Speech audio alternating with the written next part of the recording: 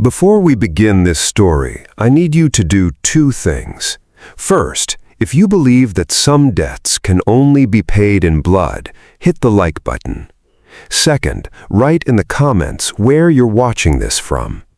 Because what you're about to hear isn't just history, it's a warning that traveled from the Louisiana swamps of 1851 to wherever you are right now.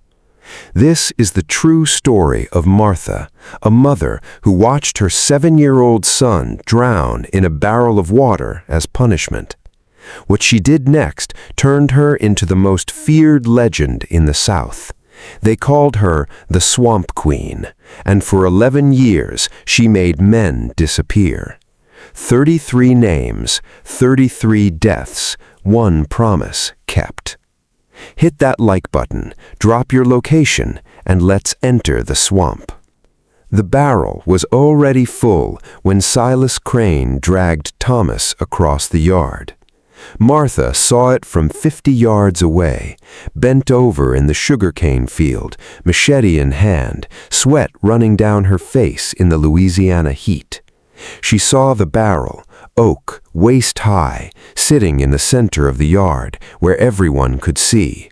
She saw the water sloshing over the rim. She saw her 7-year-old son's feet dragging twin lines in the dirt as Crane pulled him by the collar, and she knew. "No," she whispered. The machete fell from her hands. Around her, 30 enslaved people stopped working, stopped breathing, because they all knew, too. The barrel meant punishment. The barrel meant example. The barrel meant someone was about to die, so the rest would remember to obey. "Everyone to the yard!" Crane's voice carried across Belmont Plantation like a whip crack. Now Martha was already running. It was June 3rd, 1851, and the air hung thick enough to choke on. Spanish moss dripped from the live oaks. Oaks lining the plantation house, gray curtains swaying in air too hot to move. The Mississippi River rolled past a quarter-mile away, slow and brown and indifferent. Somewhere in the distance, a mockingbird ran through its repertoire of stolen songs. 30 enslaved people converged on the yard. Field hands, house slaves, the old and young, all of them moving with the particular shuffle of people who knew that moving too fast suggested rebellion, moving too slow suggested disrespect. All of them heading toward the barrel and the white man and the child who was trying very hard not to cry. Martha reached them first, pushing through the gathering crowd.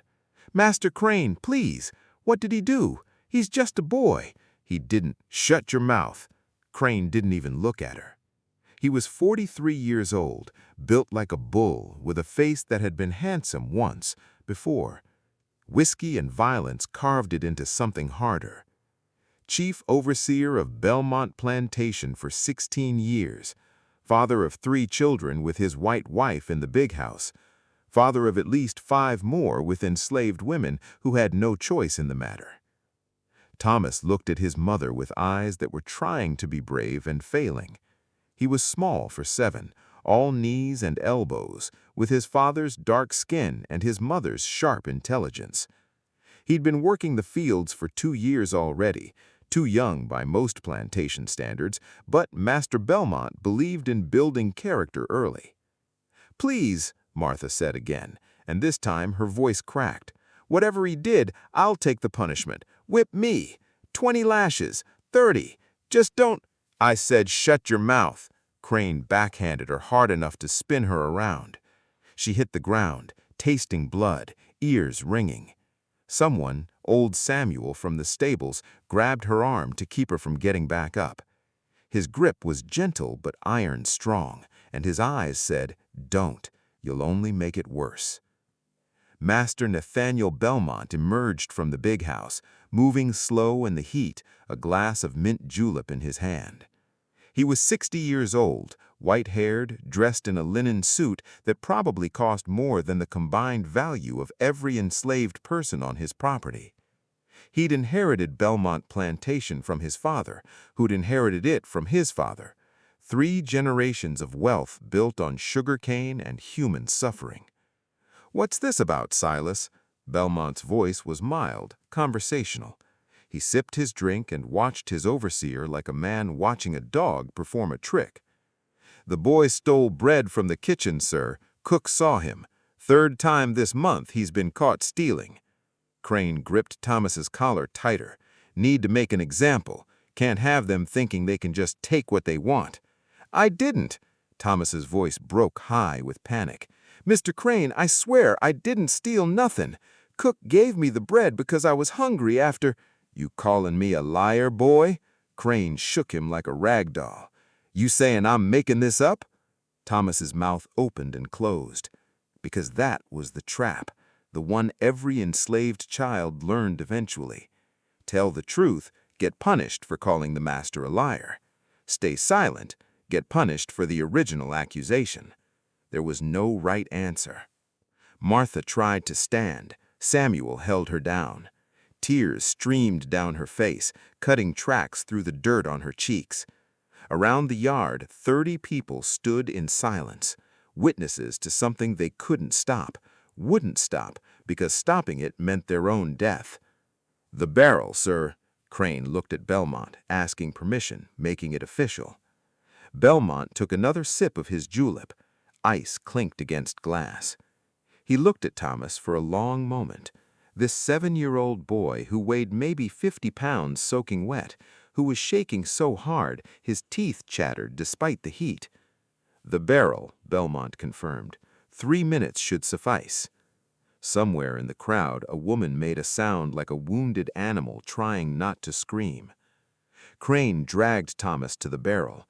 The boy fought now, all pretense of bravery gone. Just a child who understood suddenly and completely that he was about to die.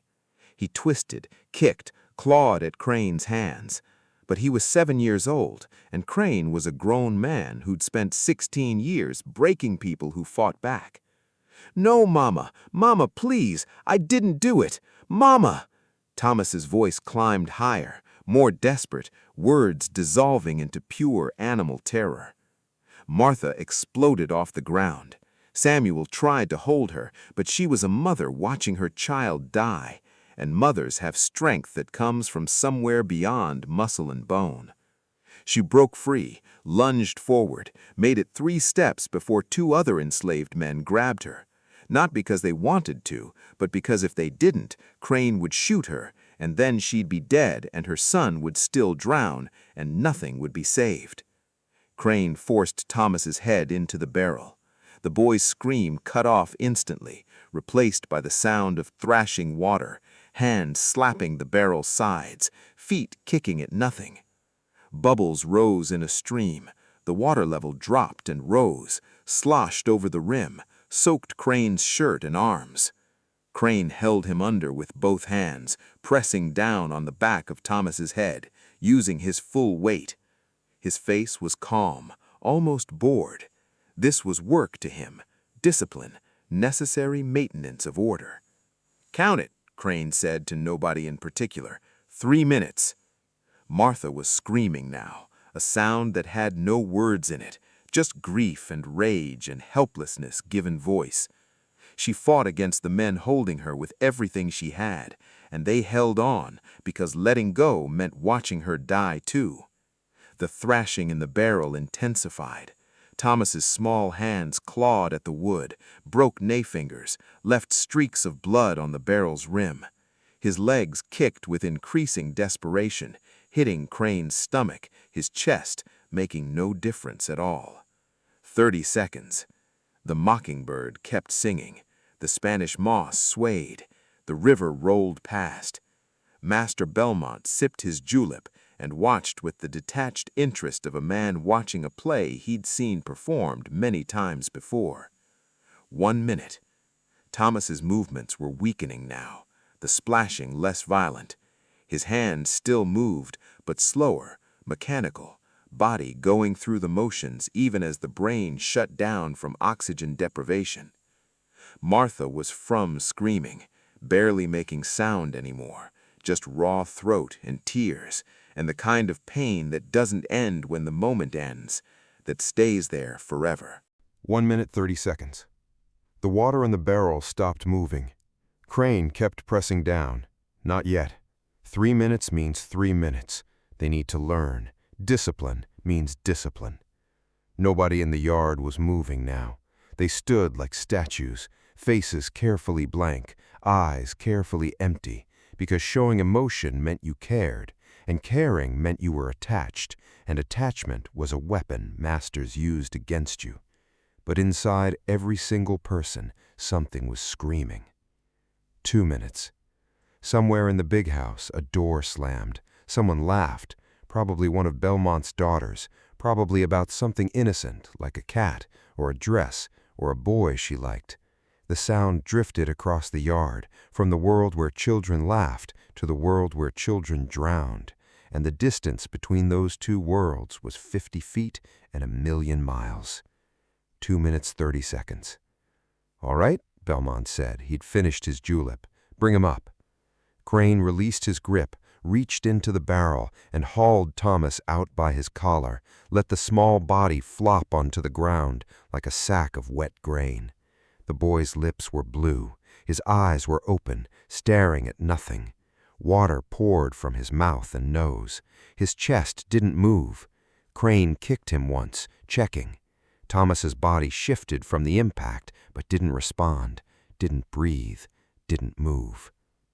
"Well," Crane said, wiping his wet hands on his pants, Martha made a sound that wasn't human. She ripped free from the men holding her and threw herself onto her son's body, gathering him up, pressing his cold face against her chest, rocking back and forth.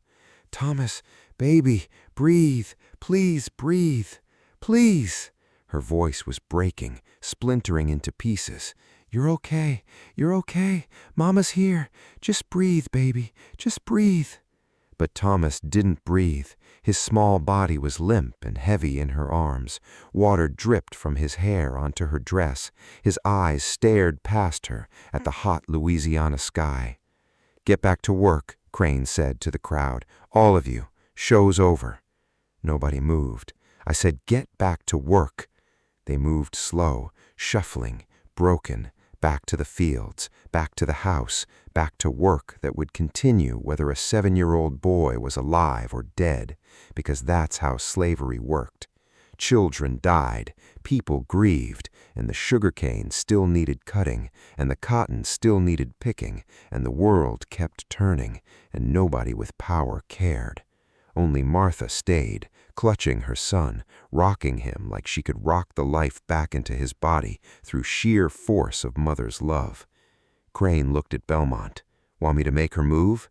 "Give her 10 minutes, Belmont said. He was already walking back to the house, already thinking about dinner, already forgetting the name of the boy who just drowned in his yard. Then have someone bury the body. Small coffin, edge of the slave cemetery, noted in the property ledger as loss of future labor value. He went inside. The door closed. Through the windows, life continued, clinking silverware, voices discussing crops and weather and social calls, the domestic sounds of a house where children lived and grew and laughed, and nobody had just drowned in a barrel in the yard. Martha stayed on the ground, holding Thomas for exactly 10 minutes. Then she laid him down carefully, smoothing his wet hair away from his face, closing his staring eyes with shaking fingers. She stood up slowly, looked at Crane, looked at the barrel, looked at the big house where Belmont was probably already eating an early supper. When she spoke, her voice was quiet, empty, the voice of someone who'd gone somewhere beyond rage, beyond grief, beyond anything that had words. "I'm going to kill you," she said to Crane. "Not today, not tomorrow, but I'm going to kill you, and it won't be fast, it won't be clean, and before you die, you're going to understand what it feels like to beg for breath and find only water." Crane laughed, actually laughed. "Stupid bitch, you threatening me in front of witnesses?" He stepped closer, hand moving toward the pistol at his belt. "Maybe you need the barrel too, maybe—" Martha ran, not toward the fields, not toward the quarters, toward the edge of the property, toward the tree line, toward the place where Belmont Plantation ended and the Atchafalaya swamp began. "Stop her!" Crane shouted.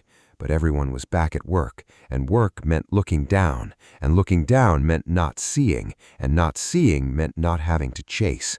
Martha hit the tree line at full sprint. Spanish moss slapped her face. Cypress roots tried to trip her. Behind her, Crane was yelling, organizing a pursuit, sending men after her with dogs and guns. She didn't slow down, didn't look back. The swamp swallowed her like she'd never existed. The hunting party returned 3 hours later, empty-handed and confused. The dogs had lost her scent at a creek. The men had found tracks that led into deep water and just stopped, like she'd been taken by something, or learned to fly, or dissolved into the swamp itself. Crane stood at the edge of the property, staring into the dark mass of cypress and water and Spanish moss that stretched for hundreds of miles in every direction. Somewhere in that wilderness, an unarmed, enslaved woman was trying to survive without food, without shelter, without any of the tools necessary for life in the most dangerous ecosystem in North America. "She'll be dead by morning," one of the trackers said. "Gators, snakes, or starvation. That swamp don't let nobody live." Crane nodded slowly, but something in his chest felt cold, because Martha's last words kept echoing in his head. Not the threat itself. He'd been threatened by slaves before, and they'd all ended up dead or broken. It was the way she said it, like someone making a promise, like someone who'd already made peace with what she had to become, like someone the swamp would accept. Deep in the Atchafalaya, Martha walked. Water reached her knees, then her waist, then her chest. She didn't know where she was going, didn't have a plan beyond putting distance between the place where her son had drowned. Night fell fast in the swamp. The darkness was total, complete, a thing that could be touched. Sounds came from everywhere and nowhere, splashes, croaks, screams of animals hunting or being hunted. Her clothes were soaked, her feet bled from cypress roots, mosquitoes covered every inch of exposed skin. She found a raised bank, thick with roots, and collapsed onto it, shaking from cold despite the heat, unable to cry anymore because crying required energy she didn't have. In her mind, she kept seeing the barrel, the water, Thomas's hand slapping the wood, his voice screaming for her, the way his body had gone limp, the blue color of his lips, and Silas Crane's face, calm, bored, doing his job. Somewhere nearby, something large moved through the water, probably an alligator, probably sizing her up, deciding if she was worth the energy to kill. Martha looked toward the sound, looked at the dark shape gliding between cypress trees. "Come on then," she whispered to it. "I've got nothing left to lose." The alligator watched her for a long moment, then moved on, disappearing into darkness, like it had decided she belonged here, like the swamp itself had accepted her. Martha closed her eyes, every muscle screaming with exhaustion, still seeing her son's face when she looked at the darkness behind her eyelids. "The barrel," she whispered to the swamp, to the darkness, to whatever gods or devils were listening. "I'm going to build so many barrels, and I'm going to fill them with men who think drowning children makes them strong, and I'm going to hold them under until they stop moving, and I'm going to count 3 minutes, exactly 3 minutes, the way he did." A night bird screamed somewhere overhead. The swamp kept its own counsel, ancient and patient, and willing to teach those who survived long enough to learn its lessons. And Martha, broken and grieving and alone in the most dangerous place in Louisiana, began her education. Martha learned to kill on her 8th day in the swamp. Not people, not yet. That would come later. On day 8, she learned to kill cottonmouth snakes with a stick, because the alternative was starving or dying from venom, and she'd already decided that dying wasn't an option until Silas Crane stopped breathing first. The snake was coiled on a half-submerged log, 4 feet of muscle and poison, its mouth opened in warning, white as cotton, hence the name. Martha's stomach was eating itself from hunger. She'd survived the past week on cattail ropes and swamp water that gave her diarrhea, and she was weak enough that her hands shook. But weakness didn't matter. Thomas hadn't been weak, and he'd still drowned. Strength didn't save you. Knowledge did. She'd been watching this snake for 20 minutes, studying how it moved, where it kept its weight, how it struck at a frog and missed, learning its patterns, understanding its nature. Martha picked up a cypress branch, thick as her wrist, heavy enough to matter, approached from the side where the snake's vision was weakest, waited for it to coil back, preparing to strike, then brought the branch down on its head with everything she had. The snake's skull caved in with a wet crack, its body thrashed, convulsed, wrapped around the branch in death reflex. Martha held on until it stopped moving, then used a sharp rock to cut off the head far from the body, because even dead cottonmouth fangs could still inject venom. She skinned it with the same rock, ate it raw because she didn't know how to make fire without matches, and stealing matches meant going near civilization. The meat was tough, stringy, tasted like mud and survival. She ate every scrap, even the organs, because calories were calories, and she needed strength. When it was done, she sat on the log where the snake had been and looked at her hands. They were cut, infected, swollen from insect bites, but they'd killed, and if they could kill a snake, they could learn to kill other things.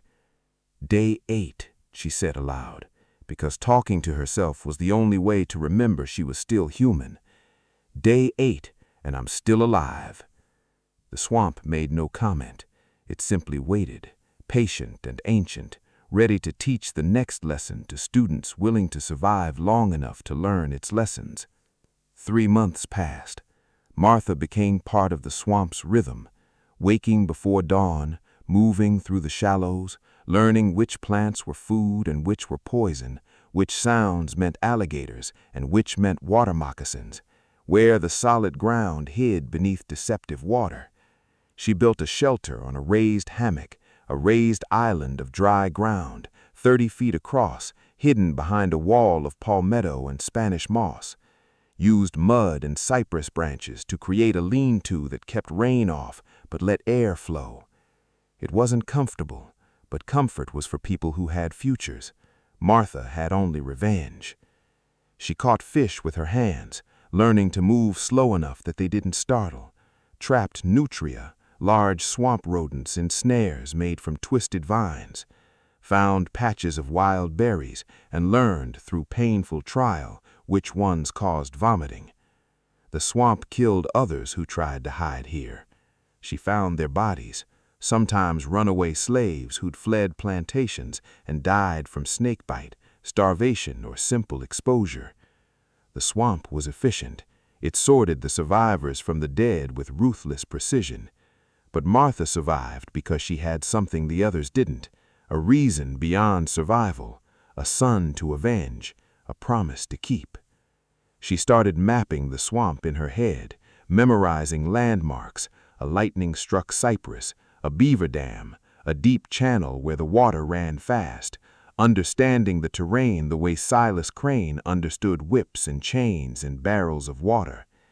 6 months in, she encountered her first alligator up close. It was 12 feet long, probably 500 pounds, basking on a mud bank in the afternoon sun. Martha was moving through shallows, not paying attention, and nearly stepped on its tail. The gator's head swung around, yellow eyes met hers. They stared at each other for a long moment, woman and predator, both calculating whether the other was food or threat. Martha didn't run. Running triggered chase instinct. She stood perfectly still, water lapping at her knees, arms loose at her sides. The gator watched her, jaws slightly open, waiting. "We can both live here," Martha said quietly, "or we can both die here. Your choice." The gator blinked slowly, then turned away, slid off the mud bank into deeper water, and disappeared beneath the surface with barely a ripple. Martha released a breath she didn't know she'd been holding, understood something fundamental. The swamp respected strength, but it respected understanding more. Fight the alligator, you die. Understand the alligator, you survive. The same was probably true of white men. They had strength, they had weapons, they had the law and society and all the machinery of power. But Martha was beginning to understand them in ways they didn't understand themselves. She remembered their patterns from 28 years of slavery, how they thought, what they feared, where their confidence became arrogance. Knowledge was a weapon. The swamp was teaching her how to sharpen it. 1 year in, she found the old man. He was Seminole, maybe 70 years old, living in a hidden camp 2 miles deeper in the swamp than Martha had explored. She stumbled on his shelter by accident, following a wild pig she'd been tracking for 3 days. He had a rifle pointed at her before she even saw him. "You the one they talk about," he said in English, roughened by an accent. "The ghost woman, the one who lives where others die." Martha froze, hands visible, empty. "I'm not a ghost, just trying to survive." "Surviving is not living." He lowered the rifle slightly. "But it's a start. You eat." His name was Oyola, not the famous war chief who died in prison 20 years ago, but named after him.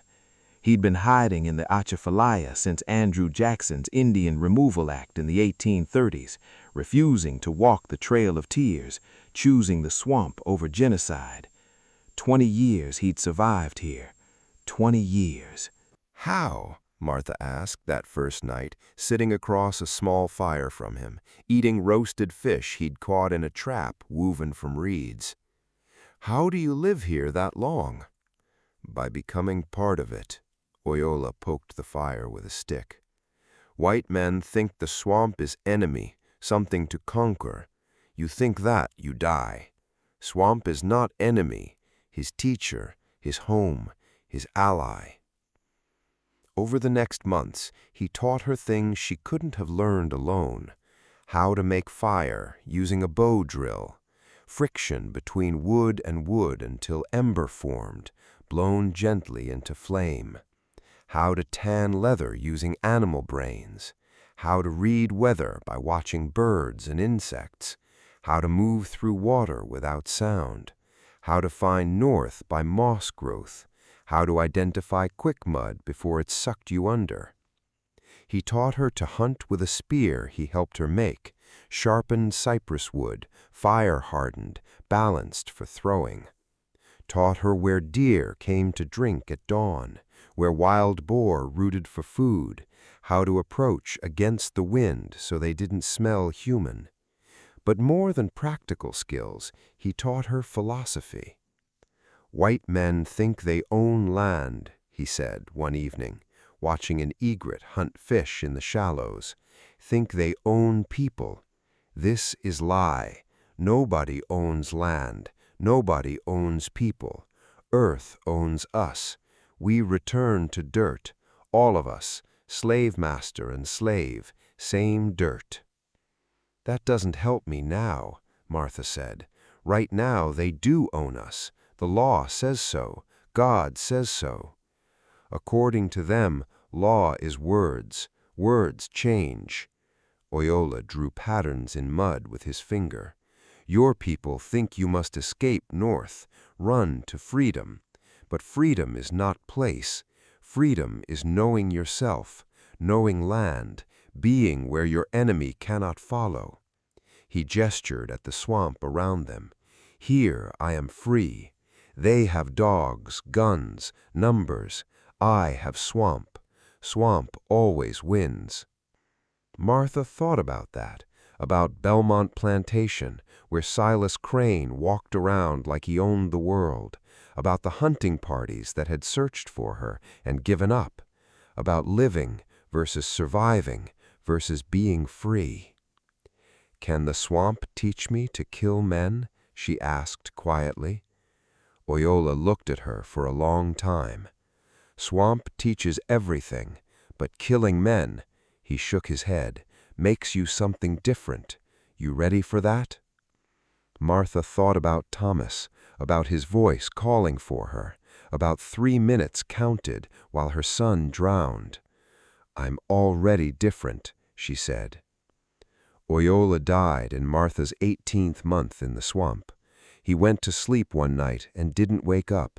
No pain, no struggle, just an old man who'd survived everything civilization threw at him, finally succumbing to time itself. Martha buried him on the highest hammock she could find, wrapped in the deerskin blanket he'd made decades ago. Marked the grave with stones arranged in a pattern he'd once shown her. Simol, he'd said, for warrior who never surrendered. Before covering him, she took 3 things: his rifle, his hunting knife, and a rolled piece of birch bark covered in drawings. The bark was a map, she realized, studying it by firelight. Not of the swamp. She knew the swamp now. A map of the edges, where plantations bordered the Atchafalaya, where patrols ran, where hunters entered looking for runaways, where her enemies were most vulnerable. Osceola had been mapping them for 20 years, she realized, watching the white men from the swamp's edges, learning their patterns, planning things he never acted on because he'd chosen survival over revenge. Martha had chosen differently. She spent the next 3 months doing what Osceola had done, watching. But not just watching, hunting.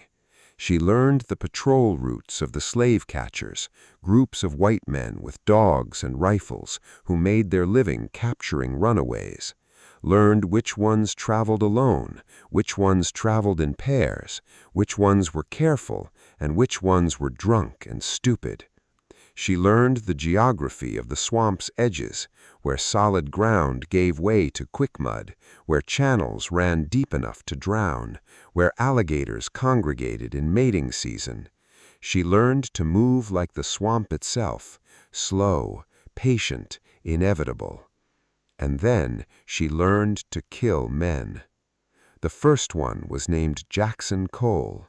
She didn't know his name then. Slaves into the Atchafalaya, assuming the swamp would be empty of anything that could fight back.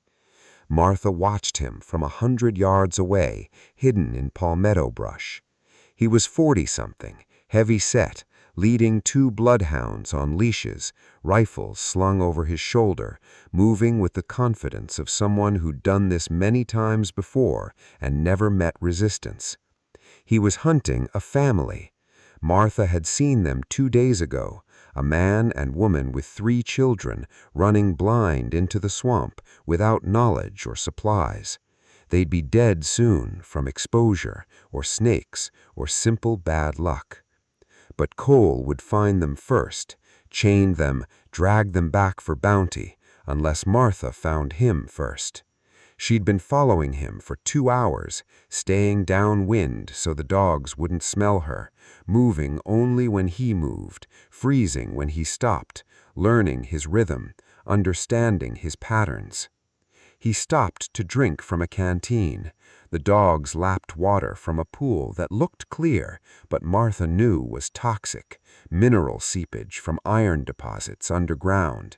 The dogs would be sick in an hour, useless in 2. Cole didn't know that because Cole didn't understand the swamp. He thought his gun and dogs made him apex predator. Martha knew different. She circled ahead of him, fast and silent, to a place where the ground looked solid but wasn't, a thin crust of mud over a sinkhole that dropped 8 feet into sucking quick mud. She'd marked this spot months ago, testing it with branches, learning exactly where the safe path was. Then she waited. Cole came through 20 minutes later, whistling tunelessly, dogs pulling him forward on the trail of the runaway family. He stepped exactly where Martha hoped he would. The ground gave way. Cole dropped with a yell of surprise, hit the quick mud chest deep, rifle flying from his hands. The dogs yelped and scrambled backward, tangling their leashes. He tried to climb out, couldn't. The more he struggled, the deeper he sank. This was Quickmud's nature. Made of fine silt and water, it behaved like liquid when you moved fast, solid when you moved slow. Cole thrashed, panicked, sank to his shoulders. Martha stepped out of the palmetto brush. He saw her, and his face went through a cascade of emotions: surprise, confusion, hope, then fear as he understood she wasn't there to help. "Help me!" he shouted. "Please, I'm sinking! Get a branch! Pull me out!" Martha looked down at him, at this white man who'd made his living hunting human beings, who probably had a wife and children, who probably went to church on Sundays and considered himself a decent person, just doing honest work. "You hunted people," she said quietly. "Children, families, for money." What? No, I'm just—" He stopped, understood. "You're her, the ghost woman, the one who ran from Belmont." "I didn't run," Martha corrected. "I relocated. There's a difference." Cole was up to his neck now. The mud made sucking sounds as it pulled him down. His arms flailed, but couldn't find purchase. "The family you're hunting," Martha continued conversationally. "They're 3 miles northeast. There's a dry hammock there, high ground, fresh water from a clean spring. If they find it, they'll live. If you find them, they die in chains. So I made sure you wouldn't find them." "Please," Cole's voice cracked. The mud reached his chin. "I have children, a wife. Please." Martha thought about Thomas, about his voice screaming for her while Silas Crane held him underwater, about how nobody with power had cared for her pleas. "Everyone has someone who loves them," she said. "That didn't make you stop hunting." The mud covered his mouth. He tried to scream, but it came out garbled liquid. His eyes were wide with pure animal terror, the same terror Thomas must have felt in those last seconds before the water filled his lungs. Martha watched until his head disappeared, until the bubbles stopped, until the quickmud settled over him like a grave. The dogs whined, confused by their master's disappearance. That left with 6 men and returned with 4. Dogs found torn apart. Rifles discovered half buried in mud with no bodies nearby. At first, the plantation owners dismissed it. The swamp was dangerous, everyone knew that. Alligators, snakes, quicksand, disease. Men died there. That was nature, not mystery. But then the pattern became impossible to ignore. 12 hunters disappeared in 18 months. Not random disappearances spread across the massive swamp. Specific disappearances. Men who'd been known for cruelty. Men who'd beaten slaves to death. Men who'd separated families. Men whose names were whispered with fear in the slave quarters. And always, before they vanished, someone reported seeing a woman in the swamp. Tall, thin, moving like smoke through the cypress trees. There one moment, gone the next. The enslaved people had a name for her. The Swamp Queen. The white men had a different name, the Ghost of Belmont. Both were talking about Martha. She killed the 7th man in February 1854, 3 years and 8 months after Thomas drowned. His name was Dutch Hickrix, and he was a professional slave catcher, one of the best in Louisiana. He had 23 successful captures to his name. A custom-built kennel of tracking dogs bred specifically for hunting humans, and a reputation for never losing a trail. He entered the Atchafalaya with 4 other hunters, tracking a young man named Solomon, who'd run after watching his sister sold away. They had Solomon's scent article, a shirt stolen from his cabin, and they had Dutch's legendary tracking skills. What they didn't have was knowledge of the swamp's true geography. Martha had been watching them for 2 days, staying a half mile ahead, reading their trajectory like words on a page. She knew where they were going before they did. Dutch was good, but he was following dog logic, not swamp logic. The dogs were leading him toward a channel Martha called the Serpent Run, a narrow waterway that looked shallow but dropped suddenly into a 10-foot-deep pool. Water moccasins nested there by the dozens. She'd counted 47 individual snakes 2 weeks ago during their mating season. Perfect. She moved ahead of the hunting party and found Solomon first. Teenage boy, maybe 16, hiding in a hollow log, shaking with exhaustion and terror. He stared at her like a hallucination. "You're real. They said you were just stories." "Stories are real if people believe them." Martha pulled him out of the log. "How long since you ate?" 3 days. She gave him dried fish from her pack. She'd learned to smoke meat over low fires, preserving it for weeks. He ate like a starving animal, which he was. "The hunters tracking you are half a day behind," Martha said, "led by Dutch Hickrix. You know that name." Solomon's face went pale. "He's the one who caught my uncle. Brought him back. Master had him whipped until his back split open. He died 3 days later." His voice dropped. "Is Hickrix going to catch me too?" "No." Martha checked her rifle, loaded, primed, ready. "Hickrix is going to learn that some prey bite back. Wait here. Don't move until I return." "Where are you going?" Martha smiled, and it was not a kind expression. "To teach a lesson in humility." She intercepted the hunting party at the Serpent Run just after dawn. Dutch was in the lead, a big man with a gray beard and small, calculating eyes. Behind him came the other 4, younger men, hired muscle, the kind who enjoyed the work too much. The dogs strained at their leashes, baying, following Solomon's scent directly toward the channel.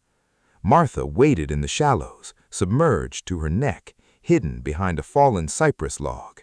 She'd rubbed herself with mud and crushed leaves, killing her scent. The dogs couldn't see her. The men couldn't see her. She was part of the swamp now, invisible, patient, deadly. The hunting party reached the channel's edge. The dogs went crazy, pulling toward the water, barking at maximum volume. "He crossed here," Dutch said, reading the signs. "See the disturbed mud? Boy went through maybe 6 hours ago. Water's low now, we can wait it." One of the younger hunters, tall, sandy-haired, early 20s, hesitated. "That water looks dark. Could be deep. Could be anything in there." "Could be," Dutch agreed. "Or could be you're afraid of getting your boots wet. Which is it?" The young man's face flushed. "I ain't afraid." "Then move." They entered the water. Martha counted heartbeats, waited until all 5 men were committed, water to their waists, dogs swimming ahead. Then Martha stood up from behind the log. Dutch saw her first. His eyes went wide with shock. This ghost, this legend, this woman who shouldn't exist, standing 30 feet away with a rifle pointed at his chest. "Morning," Martha said pleasantly. "Nice day for hunting, isn't it?" Dutch's hand moved toward his pistol. Martha fired. The ball took him in the shoulder, spinning him around, dropping him into the water with a scream. Blood bloomed in the channel like a red flower opening. The other 4 hunters scrambled for their weapons. Martha was already moving, diving back underwater, swimming with powerful strokes toward deeper water. Bullets chopped the surface where she had been standing, hitting nothing but cypress and air. She surfaced 20 yards away behind another log, fired again. The sandy-haired young hunter took the bullet in the thigh, went down, screaming. "There!" one of the others shouted, returning fire.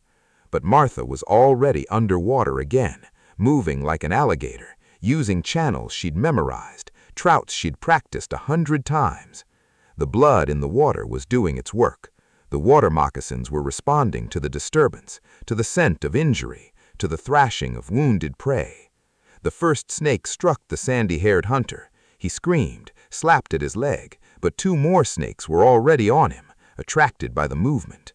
Within seconds, a dozen snakes converged, turning the water around him into a writhing mass of scales and fangs. "Get out!" Dutch was trying to reach shore, one arm useless, blood streaming from his shoulder. "Get out of the water!" but panic had them. 2 hunters were pulling their dying companion, who was convulsing from venom. Another was shooting wildly at shadows. The dogs were swimming in circles, yelping, snapping at snakes. Martha surfaced on the far bank, well clear of the chaos, took careful aim at Dutch, who was almost to shore, fired. The bullet hit him in the back, just below the shoulder blade. He collapsed face first into the shallows, tried to crawl, couldn't. The water around him turned red. The remaining 3 hunters reached the bank, dragging their snake-bitten companion. He was already unconscious, lips turning blue, body seizing. Water moccasin venom was hemotoxic. It destroyed tissue, caused massive internal bleeding. Without treatment, he'd be dead in hours. "Who are you?" one of them screamed across the channel at Martha. "What do you want?" "I want you to take a message back," Martha called. Her voice was calm, conversational. "Tell every hunter, every catcher, every patrol, the Atchafalaya belongs to those who know it. You come hunting people here, you become the prey. Understood?" She didn't wait for an answer. She slipped back into the swamp, disappearing into cypress shadows, leaving behind 3 terrified men, 2 corpses, and dogs that would never track humans again without fear. Solomon was where she had left him, eyes wide of shock at the distant sounds of gunfire and screaming. "What happened?" "Hickrus won't be catching anyone anymore," Martha said simply. "Come on, I'll take you to safe ground. There's a route north from there. 3 weeks' walk if you're careful. I'll draw you a map." She led him deeper into the swamp, to one of her camps, fed him, let him rest, drew a detailed map on birch bark, trails marked, dangerous areas noted, places to find water and food. "Why are you doing this?" Solomon asked, studying the map. "Helping runaways, killing hunters? You could have just hid, could have just survived." Martha thought about Thomas, about his voice, about 3 minutes counted over a barrel of water. "Surviving isn't enough," she said. "The world that took my son still exists, still operates, still drowns children and hunts families and treats human beings like property." She handed him dried fish for the journey. "I can't change that world from inside." But I can make it expensive to operate here. I can make them afraid. I can make them understand that hunting people has consequences. "They say you're building an army," Solomon said quietly. "The enslaved people. They say the Swamp Queen is gathering warriors, preparing for rebellion." Martha smiled slightly. "I'm not building an army. I'm building a legend. And legends are more powerful than armies, because you can't kill a legend with bullets. You can't catch a legend with dogs.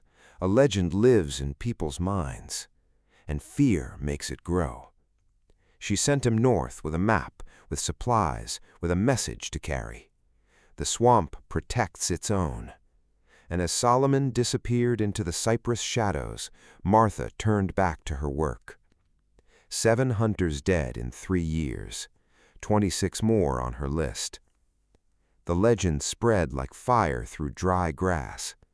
In enslaved quarters across Louisiana, people whispered about the woman who lived in the swamp and killed slave catchers, about how she could move through water without sound, how she could disappear into mist, how alligators obeyed her commands. Most of it wasn't true, but truth mattered less than belief. And the enslaved people believed because they needed to believe, needed to know that somewhere someone was fighting back, someone was making the masters pay. White plantation owners tried to suppress the stories, but you can't suppress hope. The more they denied the Swamp Queen's existence, the more powerful she became in people's imaginations. And occasionally, the legend became real. In April 1855, a slave catcher named William Frost entered the Atchafalaya with a client, a plantation owner named Richard Peterson, who'd come personally to track down a family of 8 that had escaped his property. Peterson was furious. This was valuable property, a productive family unit. He wanted them back, and he wanted them punished publicly. Martha found Peterson's name on a list she'd been compiling, a mental catalog of men whose cruelty stood out, even in a cruel system. Peterson had a reputation for discipline. 3 enslaved people had died under his punishment in the past 5 years. 2 were children under 10. She decided he wouldn't leave the swamp alive. The hunting party was 6 men strong: Frost and his partner, Peterson, and 3 of Peterson's overseers. They had dogs, rifles, supplies for a week. They were methodical, professional, following the runaway family's trail with grim efficiency. Martha shadowed them for 3 days, not interfering, not attacking, just watching, learning their patterns, understanding their dynamics, identifying the leader, the weak links, the moments of vulnerability. On the 3rd night, they made camp on a dry hammock, thinking they were safe, set watches, kept fires burning, did everything right according to wilderness survival rules. But wilderness rules didn't account for someone who knew the territory better than they knew their own plantation yards. Martha waited until the darkest part of night, the hour before dawn, when human vigilance drops to its lowest point. The watchman was one of the overseers, a heavy-set man fighting sleep, jerking awake every few minutes. She emerged from the water like a ghost, covered in mud, moving without sound. The watchman never saw her, never heard her, just felt the cold edge of Osceola's knife across his throat, and then felt nothing at all. She dragged his body into the water silently, let him sink, took his rifle, his powder horn, his shot pouch. Then she waited. Dawn came slowly, gray light filtering through Spanish moss. The camp stirred. Someone called for the watchman, got no response. "Where's Dooley?" Peterson demanded, sitting up immediately, suspicious. They found blood where he'd been sitting, a lot of blood, but no body, no signs of struggle, just blood and an empty watch post and the dark swamp pressing in on all sides. "Pack up," Frost said tightly. "We're leaving now." "We're not finished," Peterson protested. "We're close. The trail is fresh, maybe 12 hours old." "We're leaving," Frost repeated. "Dooley didn't fall asleep and wander off. Someone took him. Something took him. And I'm not dying in this God-forsaken swamp for your property dispute." They packed in tense silence. But as they prepared to leave, one of the overseers, a young man, maybe 25, noticed something on a tree trunk near where Dooley had been sitting, carved into the bark, fresh, still oozing sap. 33 more. "What's that mean?" the young overseer asked. 33 more what? Frost stared at the carving, face going pale. "It means we're being hunted. It means there's someone out here keeping count, and it means we need to leave right now." But Peterson was examining the carving, touching the fresh sap, and Martha could see understanding dawn on his face.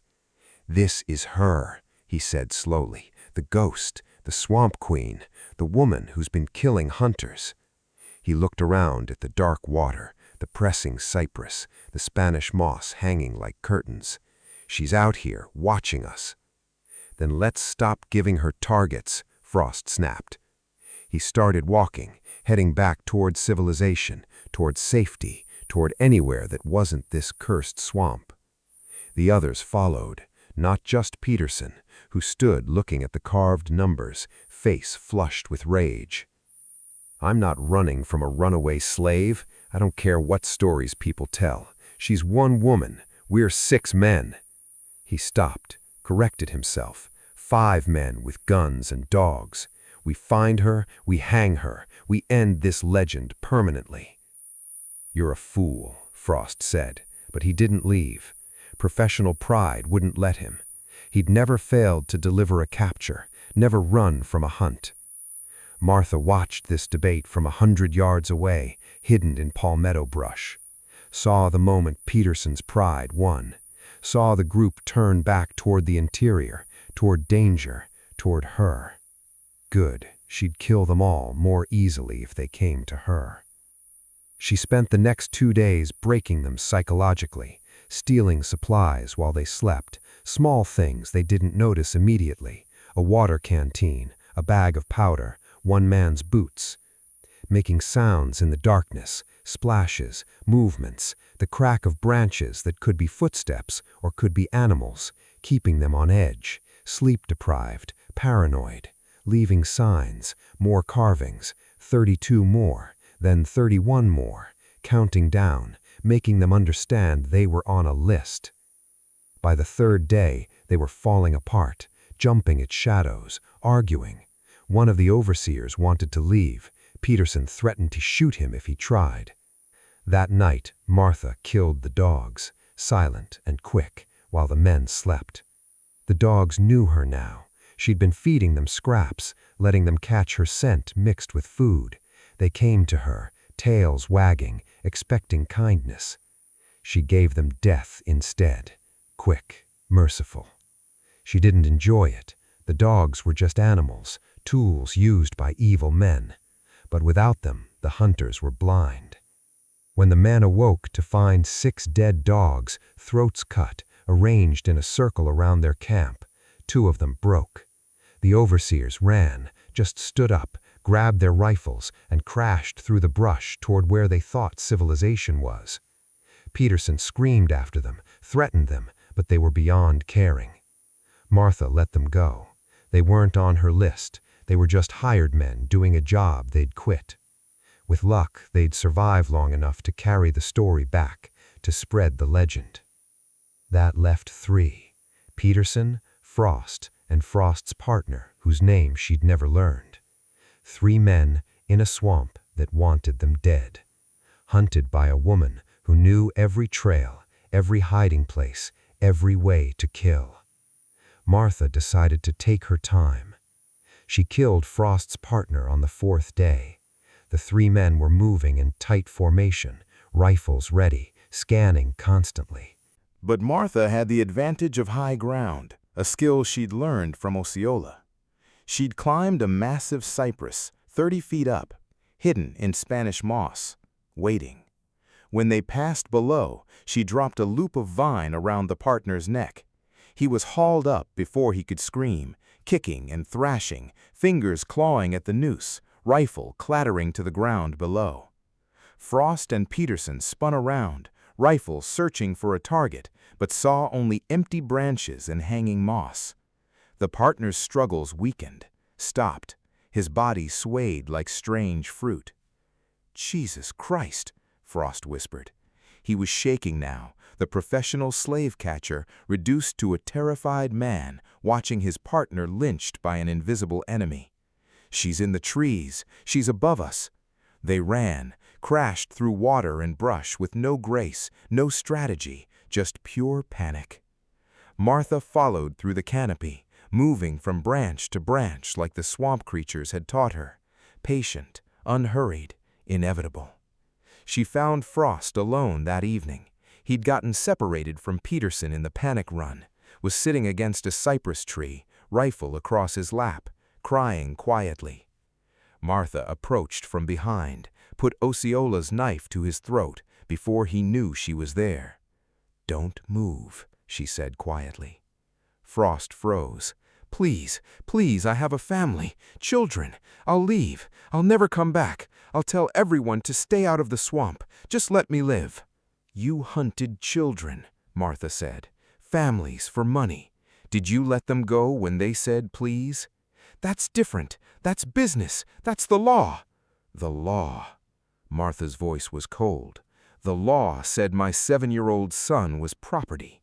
The law said drowning him in a barrel wasn't murder. The law protects men like you." She pressed the knife tighter. "But the swamp has different laws, and here I am the law." "What do you want?" Frost's voice cracked. "I want you to take a message to every hunter in Louisiana. Tell them Jackson Cole is dead. Tell them Dutch Herricks is dead. Tell them anyone who enters the Atchafalaya hunting people will die here. Tell them the Swamp Queen is real and she's keeping count." Martha leaned closer. "And tell them I'm not finished yet. 31 more names on my list. 31 more men who built their lives on slavery's machinery. Can you remember that? Yes, I'll tell them. I swear. Martha studied him for a long moment, then removed the knife. Go follow the moss north. It grows thicker on the north side of trees. You'll reach civilization in 3 days if you're smart. If you're stupid, the swamp will kill you and save me the trouble. Frost stumbled to his feet, grabbed his rifle, and ran. Martha let him go. Let him carry the story. Let him spread the legend. One more hunter converted to messenger. That left only Peterson. She found him at dawn, standing waist-deep in water, rifle raised, spinning in circles, screaming challenges at the swamp. "Come on, show yourself. Fight me like a man, you coward." Martha stood on solid ground 20 feet away, rifle in hand, perfectly still. "I'm not a man," she said. Peterson spun toward her voice, fired wild. The bullet went wide, hit a tree trunk, sent bark flying. Martha didn't move, didn't fire back, just watched him with eyes that had seen her son drown. "You're Peterson," she said. "Richard Peterson of Sweetwater Plantation. I know what you've done. 3 dead in 5 years, 2 of them children, ages 8 and 9, beaten to death for laziness." Peterson's hands shook as he tried to reload, dropped the ramrod, cursed. "They were my property. I had the right." "You had the law," Martha corrected. "Rights are different. Rights are what humans have. You treated us like animals, so I'm giving you what you gave us." She raised her rifle, aimed not at his chest, at his legs, fired. The bullet shattered Peterson's knee. He screamed, dropped, went underwater, came up flailing and gasping. The water around his leg bloomed red. "Alligators can smell blood from miles away," Martha said conversationally, "especially when it's fresh, especially in mating season, which is now. You have maybe 10 minutes before they find you, maybe 15 if you're lucky." Peterson was trying to reach shore, swimming one-armed, dragging his shattered leg, screaming with every movement. The blood trail behind him was wide and obvious. "Please," he gasped, "kill me, don't leave me, for my son said." "Please," Martha interrupted, while your friend Silas Crane held him underwater. "Do you know how long 3 minutes is, Mr. Peterson? Do you know how many times a 7-year-old heart beats before it stops?" She turned away. "No, come back, shoot me, please." Martha kept walking. Behind her, Peterson's screams grew more desperate, then higher pitched, then wet and gurgling, then silent. She didn't look back, didn't need to. She knew the swamp's rhythms now, knew what alligators did to wounded prey in deep water. 8 men dead in 4 years, 25 more on her list, and somewhere in Louisiana, white men were finally starting to understand that some ghosts were real. The war came to Louisiana in the spring of 1862, and Martha heard it before she saw it. Distant thunder that wasn't thunder. Smoke rising from the southern horizon where New Orleans burned under Union occupation. She was 41 years old now, standing on the highest hammock in the Atchafalaya, watching history turn like a wheel. 11 years in the swamp had carved away everything soft about her. She was lean as wire, strong as cypress roots, with gray threading through her hair and scars mapping her arms and legs like a language only the swamp could read. "Miss Martha," a voice behind her, young, uncertain. "There's someone at the eastern approach. Says he's a Union Army. Says he wants to talk." Martha turned. The speaker was Brace, 16 years old, one of the camp's scouts, sharp-eyed, quick-thinking, the kind of child who would have been extraordinary in any world, but was merely surviving in this one. "Union." Martha's hand moved to the rifle she carried everywhere. "Now how many?" "Just one white officer, unarmed, or at least he says he is. Got 3 soldiers with him, but they stayed back at the boundary markers." Grace paused. "He knew the greeting signal, Miss Martha, the bird call. Someone told him." That was interesting. The greeting signal was something Martha had taught only to people she'd personally guided out of the swamp, a specific pattern of mockingbird calls that meant friend, not threat. "Show me," Martha said. The Union officer was standing exactly where the solid ground ended and the deep channels began, smart enough not to proceed without permission. He was young, maybe 30, with a captain's insignia and the kind of face that still believed the world could be fixed through proper procedure. Martha emerged from the palmetto brush with 4 of her best fighters flanking her, all armed, all watching the officer with the particular alertness of people who'd learned that white men with good intentions could still get you killed. The officer's eyes widened slightly when he saw her. Not fear exactly, recognition, like he was seeing a myth become real. "You're her," he said, "the Swamp Queen, Martha from Belmont Plantation." "I'm Martha," she confirmed. Her rifle wasn't pointed at him, but it wasn't pointed away either. "I don't use the plantation name anymore, and I don't take visitors, so state your business quick before I decide you're a threat." "Captain James Whitfield, 3rd Louisiana Native Guards, Colored Regiment, Union Army." He said it with emphasis on colored, making sure she understood. "I was sent to make contact. We've heard stories about you, about what you've built here, about how many people you've saved." "Stories." Martha's voice was flat. "White men love stories about dangerous Negroes. Makes them feel justified in their violence." "Not all white men," Whitfield said carefully, "and not all Union officers. Some of us actually believe in the cause we're fighting for." "The cause?" Martha studied him. "You mean winning the war? Preserving the Union?" "Because I've read Lincoln's speeches, Captain.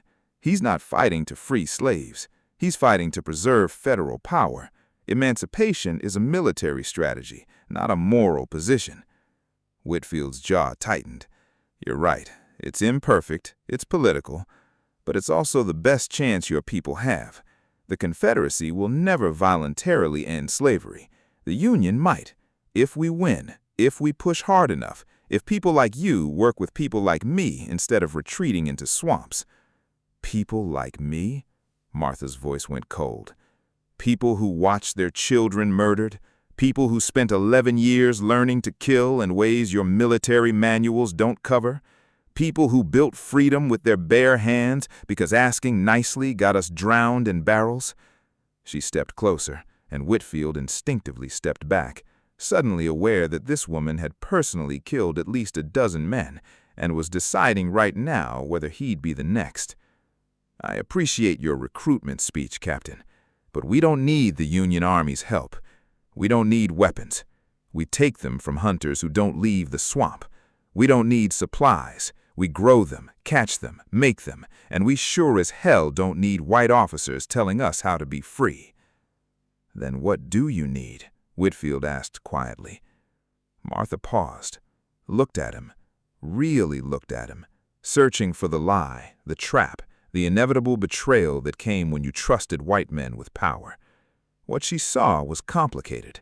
A young officer who probably believed what he was saying, who probably did care about ending slavery as much as someone who'd never been enslaved could care, who probably was sincere in his offer. But sincerity didn't stop bullets. Belief didn't prevent betrayal. Good intentions had paved the road to every broken promise her people had ever received. "I need your army to win or lose its war somewhere else. I need you to leave us alone. We've built something here that belongs to us, not to the Union, not to the Confederacy, to us, and we're going to keep it that way." She turned to leave. "Miss Martha, one more thing. There's a man named Silas Crane, former overseer at Belmont Plantation. He's joined the Confederate militia. He's been telling everyone who will listen that when the war ends, his first act will be hunting you personally. Says he owes you for 11 years of embarrassment." Martha stopped, didn't turn around. "Is there a question in there, Captain?" "I'm saying the war won't stay away from you forever. Eventually, Confederate forces will sweep through here looking for deserters, runaways, Union sympathizers. When they come, they'll come in force, and Crane will be them, looking specifically for this camp. "Let him come," Martha said. "I've been waiting 11 years. I can wait a little longer." "And the 200 people depending on you. Can they wait? Can the children?" That hit hard. Martha's hands tightened on her rifle, because Whitfield was right. Damn him. She'd built more than a revenge machine. She'd built a kingdom, as they called it. And kingdoms had responsibilities beyond personal vendettas. "What are you proposing?" Martha asked without turning. "Partnership, not ownership. You maintain autonomy. We provide early warning when Confederate forces move this direction. We supply medical care. We have actual doctors, Miss Martha, not swamp medicine. We offer evacuation routes if the situation becomes untenable." Whitfield's voice softened. "You've kept these people alive through incredible skill and determination. Let us help you keep them alive when armies start marching through here." Martha was quiet for a long time. Around her, the swamp carried on its eternal rhythm. Birds calling, water moving, life eating life in the cycle that never stopped. Finally, she turned. "I'll consider it. Come back in 1 week, alone. We'll talk terms. And Captain, if this is a trick, if you're scouting our position for a raid, understand that I've killed men for less, and I know ways to make death slow." Whitfield nodded slowly. "Understood. 1 week, alone." "Thank you, Miss Martha." He left, and Martha watched him go, feeling the weight of leadership settling heavier on her shoulders. She'd come to the swamp to kill, to avenge Thomas, to make men like Crane understand that drowning children had consequences. But somewhere along the way, she'd become responsible for 217 lives, had become a queen whether she wanted the title or not, and queens had to think beyond personal revenge. The camp meeting that night was tense. 217 people gathered in the largest clearing, adults, children, elders, all of them sitting on logs and hammocks, all of them watching Martha with expressions that ranged from trust to fear to hope. She told them about Whitfield's offer, about the Union Army's interest, about the choice ahead, isolation or alliance, independence or integration into someone else's war. "We didn't come here to fight for the Union," said Isaiah, one of the camp's founders, a man in his 50s who'd been with Martha since year 2. "We came here to be free. The Union don't care about us, they care about winning." "True," Martha agreed, "but the Confederacy cares about owning us. Pick your poison." "I say we stay hidden," offered Rebecca, a woman who'd escaped with 3 children after her husband was sold away. "We've survived this long without anybody's help. Why start trusting white folks now?" "Because 200 people are harder to hide than 20, Martha said bluntly. "We're not invisible anymore. We're a community. We have children crying at night, fires for cooking, established trails. Confederate scouts will find us eventually. The only question is whether we'll have warning when they do." A young man named Daniel stood up. He was 19, sharp-minded, always asking difficult questions. "What happens after the war, Miss Martha? Say the Union wins, say slavery ends. What happens to us then? Do we just leave, go back to the world?" Martha had been thinking about that question for months. "I don't know," she admitted. "Maybe some of us leave, find families, build new lives. Maybe some stay. This is home now, for better or worse. The swamp doesn't judge, doesn't enslave, doesn't drown children for stealing bread that was never stolen." Her voice caught slightly on that last part. Even after 11 years, Thomas's death was a wound that wouldn't close. "I vote we work with them," said Grace, the young scout. Not trust them, work with them, get what we can, medicine, warning, supplies, and stay ready to disappear if they betray us. We're good at disappearing." Murmurs of agreement rippled through the crowd. "All in favor of negotiating with Captain Whitfield?" Martha called. Hands rose. Not all of them, not even most of them, but enough, maybe 60%. Opposed? More hands, 40% roughly, split right down the middle with strong feelings on both sides.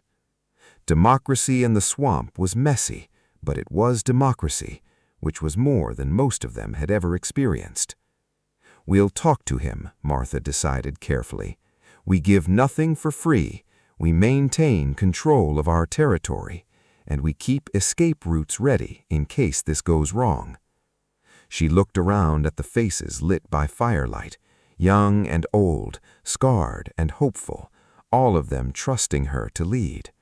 "But understand this, the war is coming here whether we want it or not. We can hide and hope they miss us, or we can prepare and make sure we see them first. I'd rather fight with knowledge than die with principles." The meeting broke up slowly, people drifting back to their shelters, still debating, still worried, still hoping that somehow this would work out. Martha stayed by the fire long after everyone else had gone to sleep, staring into flames, thinking about choices, about responsibilities, about how revenge had transformed into something larger and more complicated than she'd ever intended. Somewhere in Louisiana, Silas Crane was alive, still breathing, still unpunished for Thomas's death. But Martha had 217 people depending on her, had children to protect, had a kingdom to defend. Personal revenge would have to wait, for now.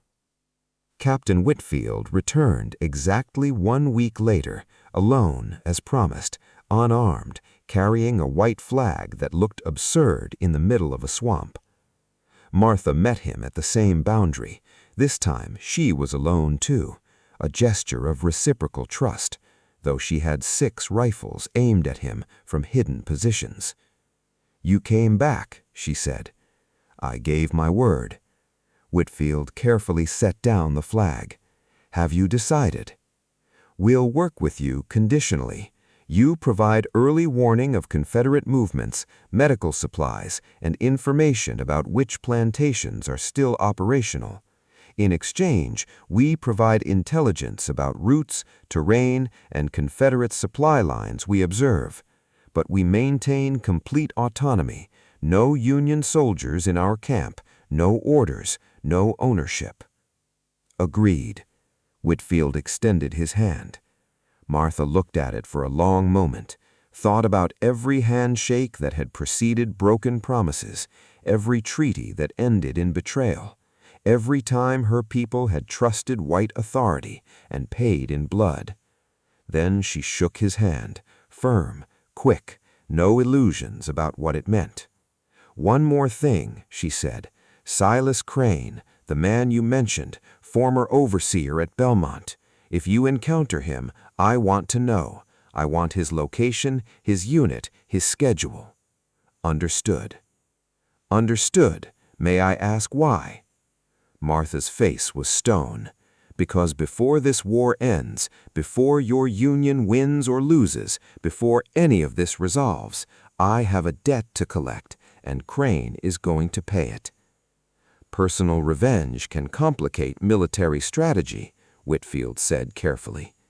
"Good thing this isn't a military operation then. It's justice."